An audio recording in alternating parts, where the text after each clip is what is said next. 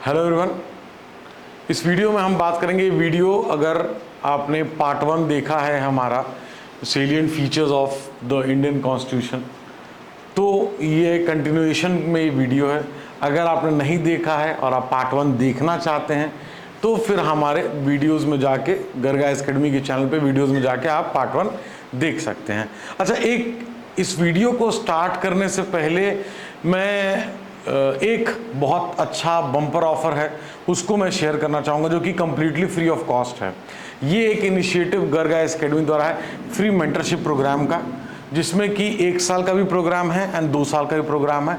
जिसमें जो बच्चे दिल्ली में पढ़ रहे हैं, बॉम्बे में पढ़ रहे हैं, या बहुत सारे स्टूडेंट्स हैं जो कि साउथ में पढ़ रहे हैं, लेकिन उन बहुत अच्छे इंस्टीट्यूट में भी पढ़ते हैं, या तो बच्चे ज़्यादा होने की वजह से दिक्कत होती है, या उनको पर्टिकुलरली समस्या है, या सेल्फ स्टडी करने वाले बच्चे हैं।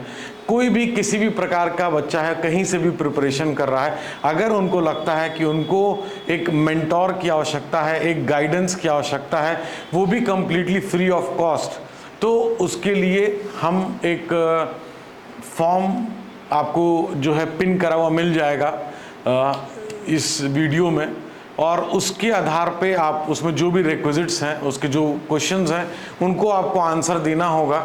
वो जनरल इन्फॉर्मेशन है, और उसके आधार पे फिर जो है आपको हम फ्री मेंटरशिप प्रोग्राम में एनरोल कर लेंगे। एक फॉर्म और होगा, वो जनरल डाउट का है। जो बच्चों को सिर्फ जनरल डाउट है कि ये कैसे करना है, वो कैसे करना है, सिर्फ 1-2 चीज़ में कन्फ्यूजन है, वो सिर्फ जनरल डाउट का भरें। जिनको परमानेंट, चाहे वो एवरीडे हो, चाहे वीक में 1 बार हो, चाहे मंथ में 1 बार हो, 2 बार हो, उनको चाहिए कि कोई बताए कि ये तुम पढ़ रहे हो, ये कमी है, इस प्रिपरेशन में तुमने रिवीजन किया है तो क्या कमी है, रिवीजन कैसे करना है, एक तरीके से नहीं कह रहे हाथ पकड़ के लिखवाना। तो वो प्रोग्राम हम लोग वर्चुअली कंडक्ट करेंगे। आप जहाँ हैं, मान लीजिए फॉर एग्जाम्पल आप चेन्नई में हैं, आप चेन्नई में रहेंगे, वहाँ प्रिपेयर करेंगे।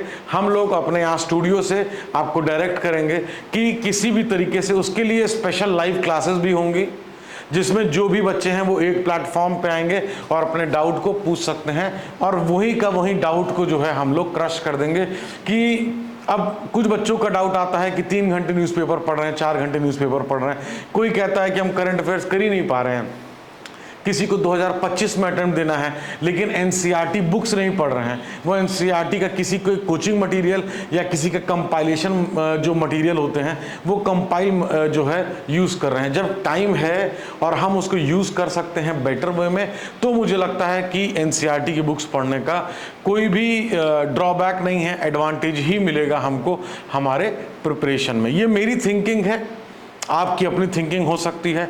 एक हमारा छोटा सा प्रयास है ये फ्री मेंटरशिप प्रोग्राम, जिसके कोई भी चार्जेस नहीं है, ना कोई हिडन चार्जेस है, ना कोई चार्जेस हैं।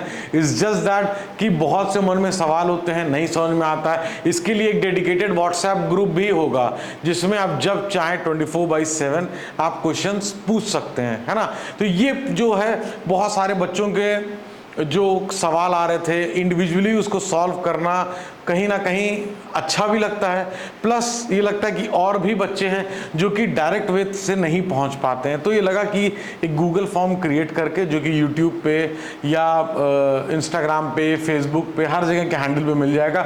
उसको फिल करने के बाद आप मेंटरशिप प्रोग्राम के लिए एलिजिबल हो जाते हैं। उसमें आप चाहे स्कूल से प्रिपरेशन करना चाह रहे हो, चाहे आप ग्रेजुएशन में हो, चाहे वर्किंग हो, चाहे आप किसी भी उसमें हो, अगर आप एलिजिबल हैं एग्ज़ाम देने के लिए, तो आपकी प्रिपरेशन में एक हम छोटा सा प्रयास कर रहे हैं हेल्प करने का।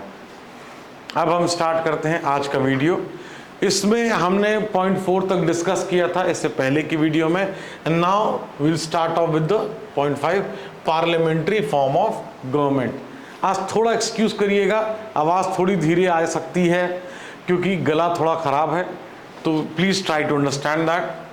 और on the basis of the relationship, सबसे पहले यहाँ देखना है, जब हम पार्लियामेंट्री फॉर्म ऑफ गवर्नमेंट बोलते हैं तो हम किस बेसिस पे बोलते हैं? On the basis of the relationship. Relationship between what? Relationship between the executive and legislature. ये जो पार्ट है that is very very important, कि अगर हम पार्लियामेंट्री फॉर्म ऑफ गवर्नमेंट की बात करते हैं, यहाँ हम रिलेशनशिप की जैसे बात कर रहे हैं। रिलेशनशिप किसके बीच में? एग्जीक्यूटिव के बीच में, लेजिस्लेचर के बीच में, है ना। अब अगर हम और डीप इनटू चले पार्लियामेंट्री फॉर्म ऑफ गवर्नमेंट के, तो इसमें क्या होता है, 2 सेपरेट हेड्स, है ना। एक कौन हेड होगा, एक हेड होगा कंट्री का, है ना। एक हेड कौन सा होगा, एक कंट्री का हेड हो गया, एक गवर्नमेंट का हेड हो गया, है ना। तो कंट्री का हेड हमारे यहाँ कौन होता है और गवर्नमेंट का हेड कौन होता है। कंट्री का हेड हमारे यहाँ कौन होता है और गवर्नमेंट का हेड कौन होता है।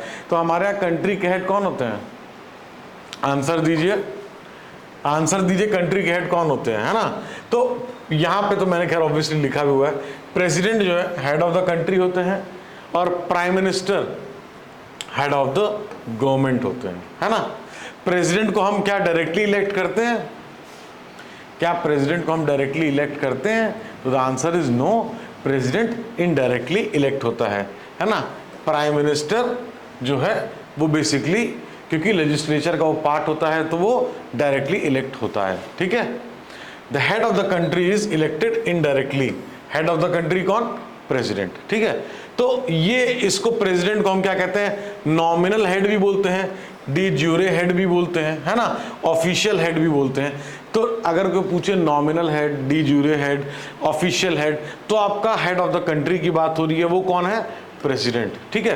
फिर रियल हेड की बात करें, डी फैक्टो हेड की बात करें, है ना, रियल पावर किसके हाथ में वो बात करें, तो फिर हम बात करेंगे प्राइम मिनिस्टर की in context to the Indian government, Indian political system की अगर हम बात कर रहे हैं, तो हम इस चीज को समझने का प्रयास करें। आपके यूपीएससी के हिसाब से आपको ये चीज बहुत इंपॉर्टेंट है आपके लिए, है ना। तो हमारे यहाँ क्या है, मेजॉरिटी पार्टी रूल करती है ना। The party which wins more than half of the seats, है ना। अब वो चाहे थ्रू कोएलिशन हो या डायरेक्टली वो विन करे, that is a different part of the story. यहाँ पे जो मेजॉरिटी पार्टी रूल करती है, जिसके पास more than half of the seats हैं in the house of the people, house of the people कौन सी है, house of the people Lok Sabha है ना। वो जो है फॉर्म करते हैं गवर्नमेंट, एब्सोल्यूट मेजॉरिटी के बाद गवर्नमेंट फॉर्म होती है, ठीक है। तो एग्जीक्यूटिव जो होता है, एग्जीक्यूटिव कौन हुआ, एग्जीक्यूटिव आपका प्राइम मिनिस्टर हो गए, prime minister is the part of the executive. फिर काउंसिल ऑफ मिनिस्टर हो गए, they are the part of the executive. तो prime minister and the council of minister responsible कहाँ पे, लेजिस्लेचर के प्रति उनकी एक अलग रिस्पॉन्सिबिलिटी होती है। ये एग्जीक्यूटिव का पार्ट होते हैं prime minister and council of ministers. जो भी, जैसे अगर हाउस ऑफ पीपल की बात करें, हाउस ऑफ पीपल की यहाँ बात हो रही है जैसे, तो हाउस ऑफ पीपल की अगर हम बात करें, तो जो भी सांसदगण हैं, जो भी एमपीज हैं, मेंबर ऑफ पार्लियामेंट हैं, those are the part of legislature. उसमें से जो प्राइम मिनिस्टर हैं एंड काउंसिल ऑफ मिनिस्टर हैं, those are the part of executive, ठीक है। तो एग्जीक्यूटिव क्या है आप समझे, लेजिस्लेचर क्या है आप समझे, ठीक है। और हम आगे इसमें बढ़ते हैं। पार्लियामेंट्री सिस्टम का एग्जाम्पल यहाँ पे यूके एक दे रखा है, ठीक है। अब अगर हम इस कंटेक्स्ट में आगे बढ़े, तो अब हम देखेंगे प्रेसिडेंशियल फॉर्म ऑफ गवर्नमेंट। हमने देखा पार्लियामेंट्री, अब हम देखेंगे प्रेसिडेंशियल फॉर्म ऑफ गवर्नमेंट, है ना। यहाँ पे एक हेड होता है, ठीक है, the president, he is the real head, ठीक है। ये बोथ हेड होता है, बोथ हेड क्या, कंट्री का भी यही हेड होगा और गवर्नमेंट का भी यही हेड होगा। देखिए मैं इस तरीके से गोला इसलिए बना देता हूं कि अगर आप नोट मेकिंग करना चाहते हैं, है ना, तो नोट्स मेकिंग के लिए आप ये नोट कर सकते हैं, आप सीधे डाला presidential form of government, one head system, ठीक है, प्रेसिडेंट। तो ये जो हेड होता है कंट्री का, ये जो हेड होता है वो गवर्नमेंट का भी, एक सिंगल पर्सन दोनों जगह का हेड होता है, ये हमको पता होना चाहिए। अच्छा, अगर किसी को भी इसकी स्लाइड्स की आवश्यकता हो तो फिर आप कमेंट कर सकते हैं, आपको स्लाइड्स इंडिविजुअली व्हाट्सएप या फिर टेलीग्राम पे दे दी जाएगी, ठीक है। तो द प्रेसिडेंट जो है प्रेसिडेंशियल फॉर्म ऑफ गवर्नमेंट में वो इलेक्ट कैसा होता है, डायरेक्टली। और हमने पीछे क्या देखा था पार्लियामेंट्री फॉर्म में, जो हम बता रहे थे अपने यहाँ क्या होता है, इनडायरेक्टली इलेक्ट होता है, ठीक है। तो ये जो है ये डी फैक्टो हेड भी होते हैं, डी ज्यूरे हेड भी होते हैं, ये सेम है ना, de facto and de jure दोनों हेड होते हैं, because he is the head of the country and he is the head of the, he और she is the head of the government also, ठीक है। No majority party rule, यहाँ पे ऐसा नहीं है कि जो पार्टी जो लेजिस्लेचर मेजोरिटी लेके बैठी है वो रूल करेंगे। वहाँ पे अगर यूएस की हम बात करें तो कॉमन आदमी प्रेसिडेंट के लिए भी वोट करता है, क्योंकि डायरेक्ट इलेक्शन, देखा ना, यहाँ इलेक्टेड डायरेक्टली लिखा हुआ है, ठीक है। तो इससे हमको कनेक्ट करना है कि डायरेक्टली इलेक्ट कर रहे हैं किसको, प्रेसिडेंट को भी हम डायरेक्टली इलेक्ट कर रहे हैं यूएस में, है ना। तो the president is not a member, ये समझ जाइएगा, बहुत से लोग confuse, not a member of the legislature and the executive is not the part of the legislature. समझ रहे हैं आप, लेजिस्लेचर अलग है, एग्जीक्यूटिव अलग है, और जो प्रेसिडेंट है वो लेजिस्लेचर का मेंबर नहीं होता है। ये देखिए, पता है, अरे सर क्या बता रहे हैं, अच्छी बात है, आपको ये फील होना चाहिए, लेकिन ये तब भी फील होना चाहिए जब आप आंसर या टेस्ट सीरीज दे रहे हो या आंसर कर रहे हो, तब आप भूल जाते हो। इसके लिए कहता हूं कि नोट्स बनाइए, आपके लिए ही अच्छा है ना। तो the function of legislature and executive are clearly demarcated. भाई क्लियरली डिमार्केटेड, अब आदमी सोचेगा ये क्या बोल रहे हैं, अरे क्या क्या बोल रहे हैं। आप अगर समझ गए लेजिस्लेचर अलग है, एग्जीक्यूटिव अलग है ना, तो दोनों की जिम्मेदारियां अलग है, दोनों के फंक्शंस अलग है। जब दोनों के फंक्शंस अलग होंगे तो डेफिनेटली क्लियरली डिमार्केटेड होंगे, नहीं तो कंफ्यूजन और केओस स्टार्ट हो जाएगा। तो ये चीजें, कुछ चीजें मतलब बहुत समझने की होती हैं, उसको रटने का नहीं होता है। क्योंकि मैं हमेशा से कभी भी इस फेवर में नहीं रहा हूँ। जो भी एस्पिरेंट्स हैं, मैं हमेशा यही बोलता हूँ, जो भी स्टूडेंट्स हैं जो कि in future they are thinking और planning to give the UPSC examination, रटने से नहीं होगा, कॉन्सेप्ट को समझने से ज़्यादा अच्छे से होगा, है ना। तो ये हम यूएसए के कॉन्टेक्स्ट में ऐसे ही समझ रहे थे, उसका एग्जाम्पल लेते समय कि किस किस तरीके से है। वन हेड देखा, both head of government, head of the country, ठीक है, डायरेक्टली इलेक्ट हो रहा है, इसलिए डी फैक्टो डी यूरे हेड दोनों हैं ये, because he is the head of the country and head of the government. मैं इसलिए बार बार ये रिपीट कर रहा हूँ बिकॉज इसमें कन्फ्यूजन हो जाता है बच्चों को, एंड आई डोंट वांट कि आपकी पढ़ाई हुई चीज़ यहाँ पे जो पढ़ाई जा रही है मेहनत से, उसको आप जाके एग्जाम में कंफ्यूजन के उससे या लैक ऑफ रिवीजन की वजह से आप गलत करो, है ना। The constitution of India adopted for parliamentary form of government, है ना। तो हमने पार्लियामेंट्री फॉर्म ऑफ गवर्नमेंट क्या सिर्फ केंद्र में, सेंटर में लिया है और स्टेट में कुछ और नहीं। हमारे पास सेंटर में भी पार्लियामेंट्री फॉर्म ऑफ गवर्नमेंट है, स्टेट्स में भी पार्लियामेंट्री फॉर्म ऑफ गवर्नमेंट है ना। तो अगर इंपॉर्टेंट फीचर्स इसके देखें, है ना, तो यहाँ पे क्या है, इस सिस्टम में नॉमिनल हेड भी होता है, रियल हेड भी होता है, तो डन। कलेक्टिव रिस्पॉन्सिबिलिटी क्या होती है, एग्जीक्यूटिव की होती है, किसके, टूवर्ड्स लेजिस्लेचर। एग्जीक्यूटिव की रिस्पॉन्सिबिलिटी होती है टूवर्ड्स लेजिस्लेचर। ये समझना अति अनिवार्य है। यहाँ पे मेजॉरिटी पार्टी रूल, अभी हमने देखा, हम एब्सोल्यूट मेजॉरिटी की बात कर रहे थे, है ना, मेजॉरिटी पार्टी रूल की यहाँ बात है। और जो प्राइम मिनिस्टर सेंटर पे या चीफ मिनिस्टर स्टेट्स में, दोनों जो है मेंबर होते हैं किसके, हाउस के मेंबर होते हैं। और अगर कोई ऐसा होता है जो नहीं मेंबर है तो विद इन 6 months ही और she has to be become a member, है ना। तो डिसोल्यूशन ऑफ लोअर हाउस, है ना, 5 साल का टर्म है, उसके बाद फिर हाउस डिसॉल्व होती है, नेक्स्ट इलेक्शन फिर से होते हैं, है ना। तो इस चीज़ में कोई कन्फ्यूजन नहीं होना चाहिए, सिंपल है ना। अगर आपको कोई कन्फ्यूजन है तो आप कमेंट में पूछ सकते हैं, ठीक है। Now will come to the 6th point. देखिए ये पॉइंट्स जो मैं बता रहा हूँ स्टोरी की तरह से, अगर आप वाकई में सीरियसली, अगर आपको पता है तो आपके लिए रिवीजन है, नहीं पता है तो प्लीज़ नोट डाउन करिए, यहाँ से क्वेश्चंस आते हैं। अगर आप प्रीवियस ईयर क्वेश्चंस देखेंगे तो आप देखेंगे जो फीचर्स मेंशन्ड हैं जो कॉन्स्टिट्यूशन में, अगर आपको पता है उसके हिसाब से क्वेश्चन देखेंगे तो कहीं ना कहीं डायरेक्टली इनडायरेक्टली क्वेश्चंस आपको मिल जाएंगे प्री और मेंस में, है ना।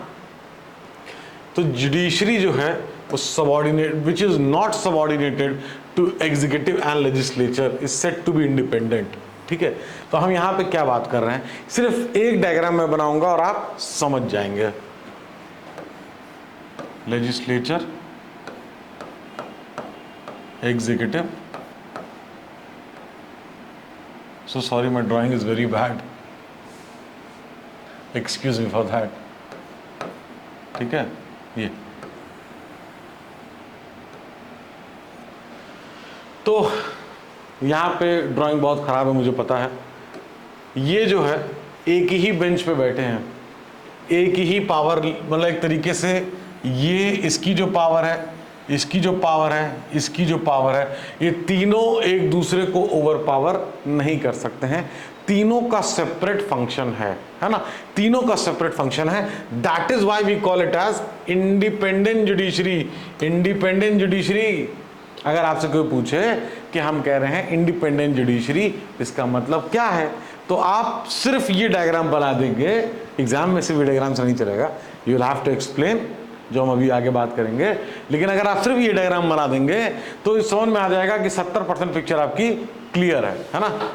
तो इंडिपेंडेंट जुडिशरी एसेंशियल है किस लिए? सेफगार्ड, किसका सेफगार्ड? सिटीजन्स का सेफगार्ड, और सिटीजन्स का जो राइट है उसका सेफगार्ड और उसका एनफोर्समेंट, है ना। अनबायस्ड रहना, किसी की तरफ कोई इंक्लिनेशन नहीं होना कि नहीं इसको हम सपोर्ट कर रहे हैं, इसको हम नहीं कर रहे हैं, ये सब चीज़ें नहीं, हर एक के राइट्स को प्रोटेक्ट करना। और देखिए यहाँ पे क्लियरली एल मतलब लेजिस्लेचर, जो आपके सांसदगण हैं, ई मतलब एग्जीक्यूटिव, जिसको हमने देखा कि आपके प्रधानमंत्री हो गए अगर हम सेंटर की बात करें, प्लस जो काउंसिल ऑफ मिनिस्टर्स हो गए, ठीक है। जुडिशरी की बात करें तो जो आपका जो कोर्ट सिस्टम है, एपेक्स कोर्ट कौन सा है इंडिया का? हमारा एपेक्स कोर्ट, सुप्रीम कोर्ट है, उसके नीचे हाई कोर्ट है, उसके नीचे लोअर कोर्ट है। ये चीज़ें जो हैं जुडिशरी जो है। अब जुडिशरी का हमने क्या भी समझा? इंडिपेंडेंट जुडिशरी, है ना। इंडिपेंडेंट का मतलब a person, a thing, a system, a procedure, एक जनरल लेमैन्स में अगर समझा जाए, किसी चीज़ पे निर्धारित या डिपेंडेंट ना हो, है ना। तो अगर लेजिस्लेचर और एग्जीक्यूटिव पे डिपेंडेंसी नहीं है तो हम फिर कहेंगे इंडिपेंडेंट जुडिशरी सिस्टम है, ठीक है। इससे क्लियर मेरा लेवल नहीं है समझाने का, है ना। I am trying my best कि ये जो हमारा जो पॉलिटी का जो भी लेक्चर्स आप आ रहे हैं उसमें बहुत शॉर्ट जो ब्रीफ तरीके से हो सकता है वो चीज़ें करें, है ना। और मैं एम ट्राइंग कि जो बेस वाले जो टॉपिक्स हैं जिसके आधार पे पॉलिटी आप आगे ग्रो करोगे, उन टॉपिक्स को हम पहले कवर करें, है ना। तो इंडिपेंडेंट जुडिशरी क्या कंसिडर करते हैं इसको, है ना। ये फीचर है फेडरल फॉर्म ऑफ गवर्नमेंट का, है ना। और फेडरल कोर्ट ऑफ इंडिया कौन है? सुप्रीम कोर्ट जो है वर्क करता है फेडरल कोर्ट ऑफ इंडिया भी, ठीक है, हमारा एपेक्स कोर्ट। इंडिपेंडेंट जुडिशरी जो सिस्टम होता है ये फेडरल फॉर्म ऑफ गवर्नमेंट का एक फीचर है। और इंडिपेंडेंट जुडिशरी की अगर और डिटेल में हम बात करें तो कुछ और भी है, जैसे manner the constitution of India adopted क्या independent judiciary through following provision. अगर आपको कोई पूछ ले इंडिपेंडेंट जुडिशरी को, जो मैं कह रहा था डिटेल वाला, तो अब ये डिटेल वाला स्लाइड है। मैनर ऑफ अपॉइंटमेंट ऑफ जजेस, जजेस के अपॉइंटमेंट में लेजिस्लेचर एंड एग्जीक्यूटिव का अगर कोई पार्ट है तब क्या हम कहेंगे कि उनकी नो स्पोक हो सकती है। लेकिन अगर पार्ट नहीं है तो इंडिपेंडेंट प्योर तरीके से, पूर्ण रूप से, है ना। तो सिक्योरिटी ऑफ टेन्योर ऑफ जजेस, भाई हम यहाँ जुडिशरी के पर्सपेक्टिव से बात कर रहे हैं ना, इंडिपेंडेंट जुडिशरी। तो अगर उनका सिक्योरिटी ऑफ टेन्योर, मान लीजिए कि एक सांसद लेजिस्लेचर के ऊपर हो कि जजेस आ जाए, यार जज जो है समझ में नहीं आ रहा है, हटा दिया जाए क्या, ये सब चीज़ें नहीं हो सकती। उनका एक सिक्योरिटी ऑफ टेन्योर होता है ना, उनका अपॉइंटमेंट का तरीका है, उसका सिक्योरिटी ऑफ टेन्योर ऑफ जजेस है, ठीक है। उनके जो सैलरी एंड अलाउंसेस हैं वो किसी के ऊपर डिपेंडेंट नहीं है, तो चार्ज होते हैं किस पे? कंसोलिडेटेड फंड ऑफ इंडिया में जो चार्ज होते हैं। जो कोर्ट के एक्सपेंस होते हैं वो भी कंसोलिडेटेड फंड ऑफ इंडिया में चार्ज होते हैं, है ना। और प्रोहिबिशन है किस चीज़ का? कोई भी डिस्कशन किस चीज़ पे? किसी भी जजेस के कंडक्ट पे लेजिस्लेचर में नहीं हो सकता। और बैन है, क्या बैन है? पोस्ट रिटायरमेंट प्रैक्टिस ऑफ जजेस इज बैंड। और power of court to punish for its contempt, ये चीज़ें कहीं ना कहीं आपको समझनी है कि ये प्रोविजंस हैं जो कि हमारे इंडिपेंडेंट जुडिशरी को और स्ट्रॉन्ग करते हैं, इंडिपेंडेंट जुडिशरी सिस्टम को हमारे और स्ट्रॉन्ग करते हैं। And we really have to understand this, because ये बहुत बहुत बहुत इंपॉर्टेंट पार्ट्स हैं। और जब हम जुडिशरी सिस्टम आगे पढ़ेंगे तो ये सब हमारा उस समय बेस का काम करेगा। That is why it's all the more important, okay. तो जब कोर्ट की हम बात कर रहे हैं, when the courts in a country hierarchy system में, है ना, कैसे? अभी मैंने देखिए, अगर आपको याद हो 2 मिनट पहले मैंने भी बोला supreme court, high court, lower court. तो एक हायरार्की है ना, लोअर कोर्ट में अगर आदमी मान लीजिए कोई केस फाइल है, लोअर कोर्ट से हाई कोर्ट में जाके अपील कर सकता है, हाई कोर्ट से सुप्रीम कोर्ट में जाके अपील कर सकता है, किसी का फंडामेंटल राइट वायलेट हो रहा है डायरेक्ट सुप्रीम कोर्ट जाके। तो एक तरीके से एक हायरार्की सिस्टम है ना। तो अगर कोई अपील है ना, और उसमें जो जजमेंट है उसके लोअर कोर्ट का जजमेंट है, तो उसके लिए हायर कोर्ट भी जाया जा सकता है। अगर उस जजमेंट के अपील करना है तो उसकी अपील हायर कोर्ट में भी हो सकती है। इस सिस्टम को क्या कहते हैं? हायरार्की सिस्टम, है ना। Supreme court, high court, lower court, है ना, ये सिस्टम, ये इसी सिस्टम को हायरार्की सिस्टम बोला जा रहा है ना। तो constitution and also provide for integrated judiciary, है ना, arranging the courts in hierarchy, जो हमने यहां देखा, ठीक है। On the top of the hierarchy क्या है? सुप्रीम कोर्ट, हाई कोर्ट, फिर लोअर कोर्ट। इसमें कोई कंफ्यूजन नहीं होना चाहिए। तो हमारे पास इंटीग्रेटेड सिस्टम भी है, इंडिपेंडेंट सिस्टम भी है ना। जो ये हायरार्की सिस्टम है इंटीग्रेटेड हो गया, इंडिपेंडेंट सिस्टम है जो हमने पहले समझा। तो independent and integrated both system, okay. अब हम आते हैं सिंगल सिटीजनशिप। आमतौर से जो फेडरल जो फॉर्म ऑफ गवर्नमेंट होती है, जब हम फेडरल फॉर्म ऑफ गवर्नमेंट की बात करते हैं तो वहाँ डुअल सिटीजनशिप होती है ना, एक कंट्री की एक स्टेट की, है ना। लेकिन हमारे वहाँ क्या है? Single citizenship. We only have a single citizenship for all our citizens, ठीक है। तो हमारा जो सिटीजन्स ऑफ इंडिया हैं, respective of their caste, creed, religion, place, residence, सब इंजॉय करते हैं सेम फ्रीडम एंड राइट्स, है ना। सबकी सिटीजनशिप सिंगल सिटीजनशिप है। और इसको इसलिए भी जो है कहीं ना कहीं एक बहुत इंपॉर्टेंट ये फ्रेमवर्ड्स ऑफ द कॉन्स्टिट्यूशन के लिए था, क्योंकि मेंटेन करना था किस चीज़ को? Unity and integrity. Unity and integrity, हम तब भी डाइवर्स थे, आज भी डाइवर्स हैं, है ना। अनेकता में एकता जिसको हम बोलते हैं। तो इस चीज़ को हमको ये चीज़ें समझनी है ना। तो कॉमन लैंग्वेज या रिलीजन की बात कर रहे हैं, अगर उसका प्रेजेंस नहीं है तो हमारे पास एक कॉमन जो कनेक्ट है, जो बाइंडिंग फैक्टर एक बहुत इंपॉर्टेंट है, जैसे कि कॉन्स्टिट्यूशन है, गवर्नमेंट है, ये सिंगल सिटीजनशिप है, ये चीज़ें कहीं ना कहीं एक बहुत इंपॉर्टेंट और प्राइम एक कनेक्ट जो है हमको करती हैं। क्योंकि हम मान लीजिए कि कोई यूपी में है, कोई तमिलनाडु में है, कोई केरला में है, कोई महाराष्ट्र में है ना। तो अगर कोई कहीं जाते हैं इंडिया के अंदर में ही, तो यू कैन से कि हम यूपी बिलोंग करते हैं, हम यहाँ से करते हैं, हम स्टेट से हैं। लेकिन अगर एग्जांपल करिए हम यूके में हैं, हम ऑस्ट्रेलिया में हैं, हम यूनाइटेड स्टेट्स ऑफ अमेरिका में हैं, तो वहाँ पर अगर हम बोलेंगे तो generally we what will say I am from India, है ना। तो वो जो यूनिटी है, वो जो एकता की बात हो रही है, उससे आपको कनेक्ट करना है। That is only because of this single citizenship.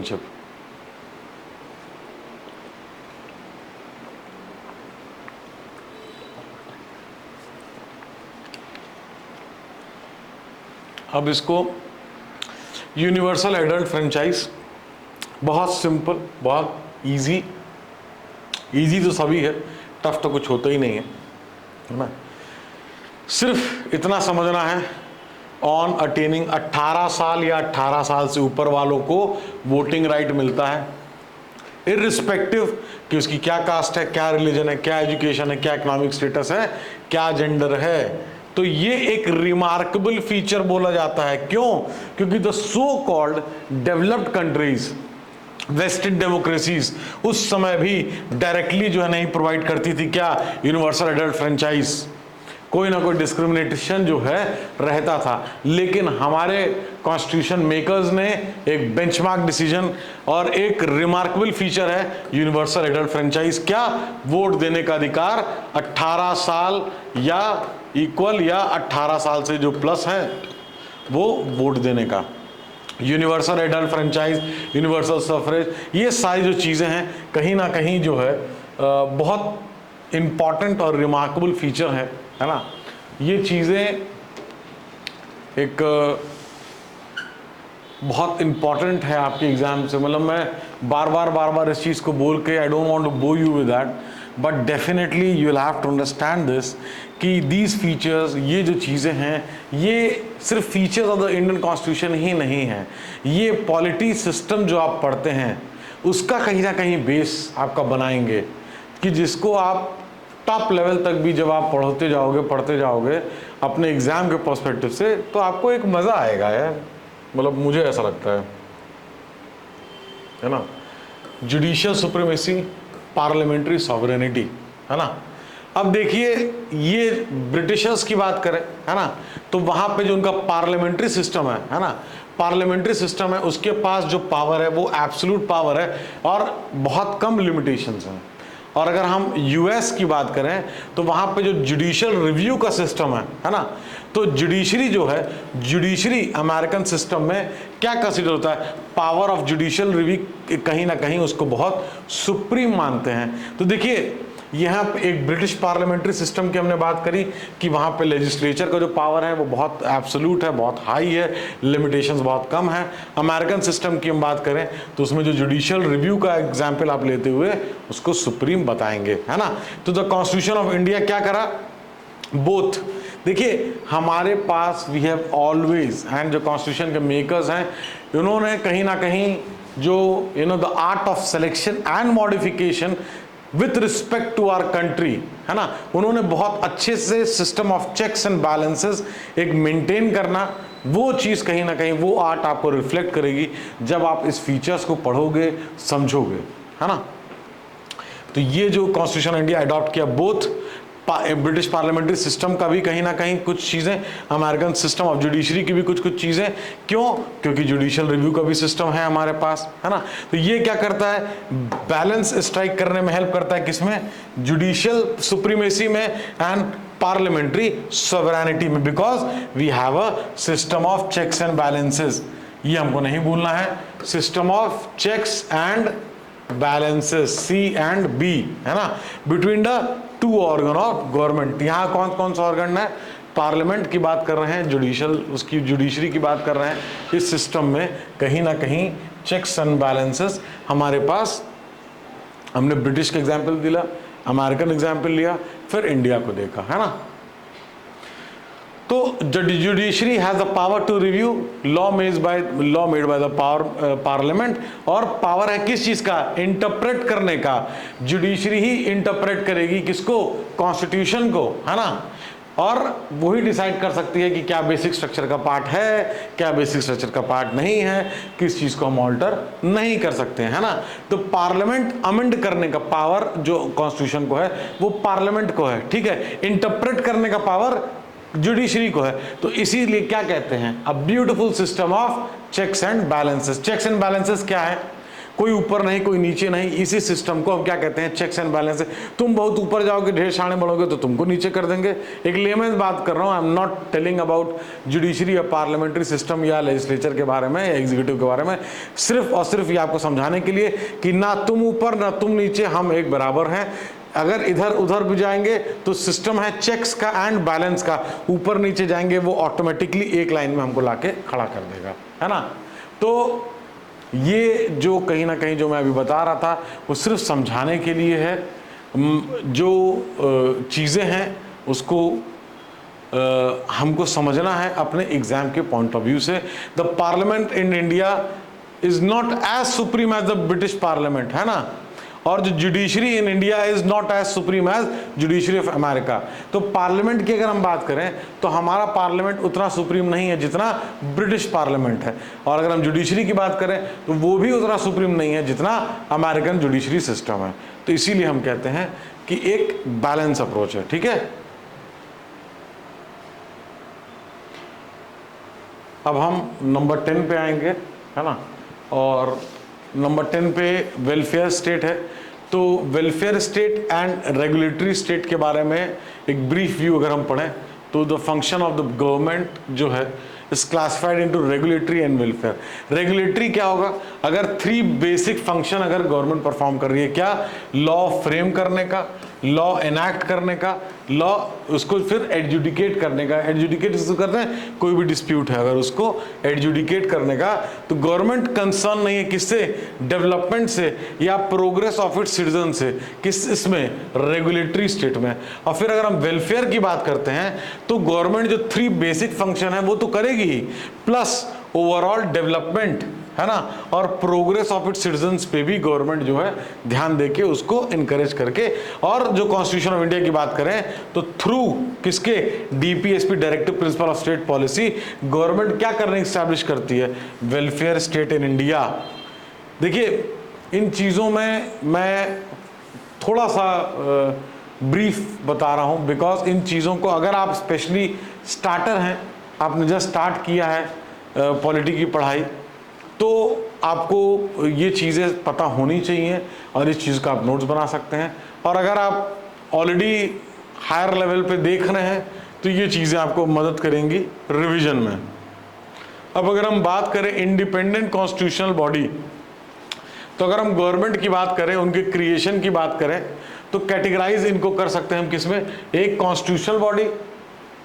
देखिए इसको हम कैसे कहते हैं कि कॉन्स्टिट्यूशनल है, स्टैट्यूटरी है, अगर इसका जो अपॉइंटमेंट है इन ऑफिसेज में, ठीक है, अपॉइंटमेंट, क्वालिफिकेशन, है ना, पावर्स, फंक्शंस, ये अगर मेंशन्ड है कॉन्स्टिट्यूशन में तो इसको क्या कहेंगे हम, कॉन्स्टिट्यूशनल बॉडी। इसको फिर हम क्या कहेंगे, कॉन्स्टिट्यूशनल बॉडी। जैसे हम ईसीआई को अगर देख लें, इलेक्शन कमीशन को देख लें, तो ये जो है एक कॉन्स्टिट्यूशनल बॉडी है ना। और फिर अगर हम बात करें स्टैट्यूट की, स्टैट्यूट क्या होता है, सिंपल मेजॉरिटी से अगर कोई लॉ पास हो रहा है, ऑर्डिनरी लॉ, तो उसको हम स्टैट्यूट बोलते हैं, और उससे अगर कोई बॉडी क्रिएट हो रही है तो statutory body. Any body authority established through a statute is called a statutory body, है ना। The appointment of these offices, qualification, powers and function जो इनके होते हैं वो कहाँ, स्टैट्यूट में। अगर appointment, qualifications, power, function constitution में मेंशन्ड है तो वो कॉन्स्टिट्यूशनल बॉडी है, अगर स्टैट्यूट में मेंशन्ड है तो वो स्टैट्यूटरी बॉडी है ना। तो ये इसका जो कोई भी स्टैट्यूटरी अगर बॉडी है तो उसका कोई भी चेंजेस बाय सिंपल मेजॉरिटी हो सकता है ना। ये चीज़ हमको समझना है ना। तो अगर हम both constitution and statutory body are created, amended and dissolved by executive action, ठीक है। एक्स्ट्रा कॉन्स्टिट्यूशनल या एक्स्ट्रा लीगल बॉडी की बात करें, is created by an executive order.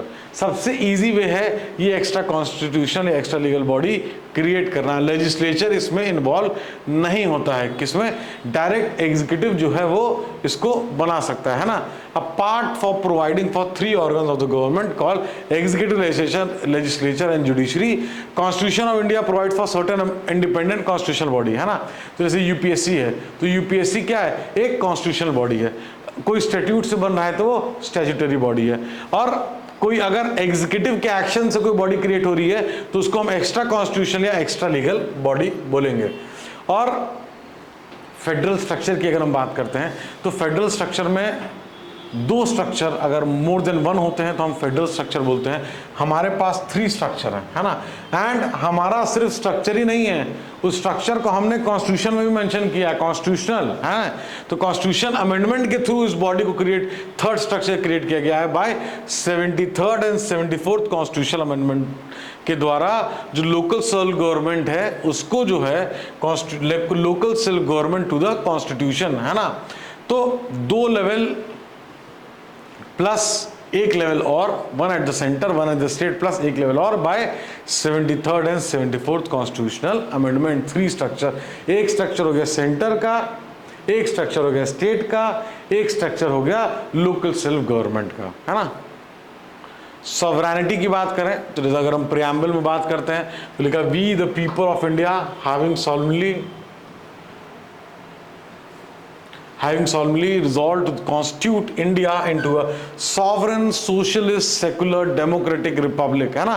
तो अगर हम आर्टिकल 326 की बात करें, है ना, इलेक्शंस डील कर रहे हैं, इसमें क्या कहते हैं कि elections to the house of people, है ना, या legislative assembly legislative assembly of every state on the basis of adult suffrage, है ना।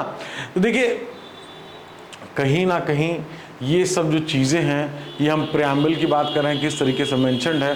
तो जो अथॉरिटी कहीं ना कहीं जो है जो आती है कि authority from the people who choose their representative, because जो रिप्रेजेंटेटिव होते हैं पार्लियामेंट के या स्टेट लेजिस्लेचर के, वो regular interval, that is very important, ये भी मेंशन्ड है है ना, रेगुलर इंटरवल, ऐसा नहीं है एक बार इलेक्शन हुआ 10 साल 20 साल नहीं होगा, रेगुलर इंटरवल पे पार्लियामेंट एंड स्टेट लेजिस्लेचर का इंडिपेंडेंट तरीके से इलेक्शन होगा, और उसमें कौन पीपल के पास अथॉरिटी है वो वोट देंगे, वो चूज करेंगे।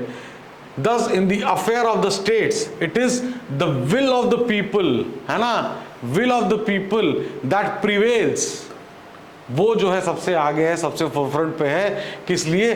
प्रिंसिपल ऑफ पॉपुलर सॉवरेनिटी भी इसको बोलते हैं, क्योंकि जनता वोट दे रही है, जनता चूज कर रही है, जनता इलेक्ट कर रही है, तो रियल पावर किसके पास है? रियल पावर जनता के पास है, पब्लिक के पास है, people, citizen of this country. Okay, sovereign, democratic and Republic, है ना। preamble of the constitution declares India to be a sovereign democratic republic. Sovereign since India has emerged as completely independent state. तो sovereign का एक line में अगर बताना हो मतलब तो कंप्लीटली इंडिपेंडेंट स्टेट। फिर जो डोमिनियन स्टेटस था इंडिया का, जो स्टैब्लिश हुआ था इंडिपेंडेंस एक्ट ऑफ 1947 का, वो टर्मिनेट हो गया और इंडिया फुल फ्लेज एक फ्री जो है with characteristics of a sovereignty की बात हो रही है यहाँ पे, उसके कंटेक्स्ट में हमको ये चीज समझना है। द वर्ड डेमोक्रेटिक क्या सिग्निफाई करता है कि रियल पावर किसके पास है? पीपल के पास, जो पहले भी हमने डिस्कस अभी किया। यूनिवर्सल एडल्ट सफरेज हमने देखा ही कि 18 साल या 18 साल से ऊपर है उसको वोट देने का राइट है विदाउट एनी किसी भी डिस्क्रिमिनेशन की। अगर हम बात करें, जो हमने वहाँ देखा था, कास्ट है या कोई भी रिलीजन है, एजुकेशनल या इकोनॉमिक स्टेटस, कोई भी ऐसा वो नहीं है, सबको जो है वोटिंग की राइट दी हुई है 18 या 18 ईयर से ऊपर। रिपब्लिक की बात करें तो जो हमारा हेड है, हेड ऑफ द कंट्री की यहाँ बात हो रही है, तो ये जो हेड होता है ना, वो हेड परमानेंट हेड नहीं है। जैसे कि अगर हम बात करें क्वीन ऑफ ब्रिटेन, तो हमारे पास indirectly elected by the people, जो हम प्रेसिडेंट की बात कर रहे हैं, इसलिए the word republic. Okay, secular की बात करें, है ना, तो सेक्युलर का सीधे सीधे मतलब है कि कोई भी ऑफिशियल या स्टेट रिलीजन हमारा नहीं है, हम किसी भी रिलीजन को प्रमोट करना या इस टाइप की चीजें नहीं करते हैं। The state has no official religion, है ना, कोई डिस्क्रिमिनेशन नहीं है, हर आदमी फ्री है अपना रिलीजन फॉलो करने को, प्रोफेस और प्रोपोगेट करने को। Every citizen is equal before law. कोई भी जो इस्टेब्लिशमेंट्स है, एजुकेशन इंस्टीट्यूशंस हैं, वो इस्टेब्लिश करे जा सकते हैं। रिलीजियस माइनॉरिटीज़ का जो राइट है उसको मेंटेन करना, उनका लैंग्वेज, उनकी अपनी लैंग्वेज, उनके education institution of their choice, ये चीज़ें कहीं ना कहीं जो हमारी डाइवर्सिटी है उसको केटर करना। और secularism in India, abolition of communal electorates, कोई ऐसा कम्युनल बेसिस नहीं है इलेक्टोरेट्स का, जो हमने पहले ही बात करा। जो यूनिवर्सल एडल्ट सफरेज था उसको बारे में जो हमने डिस्कस किया, उसको आपको यहाँ पे उससे कनेक्ट करना है।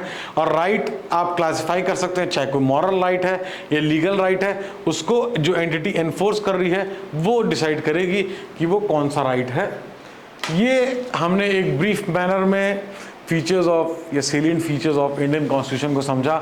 इसमें अगर बच्चों कहीं पे भी आपको डाउट है तो एग्ज़ाम में डाउट लेके जाने से अच्छा है कि आप आज पूछें। एंड डेफिनेटली स्पेशली वो बच्चे जो घर पे सेल्फ स्टडी से पढ़ाई कर रहे हैं, आपको कोई भी दिक्कत है, कोई परेशानी है यूपीएससी के प्रिपरेशन से, तो अगर आपको कभी कभी दिक्कत हो सकती है तो आप हमारा जो सिंपल डाउट फॉर्म है उसको फिल कर लें।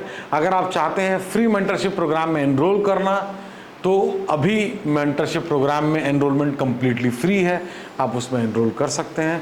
Thank you so much watching the video.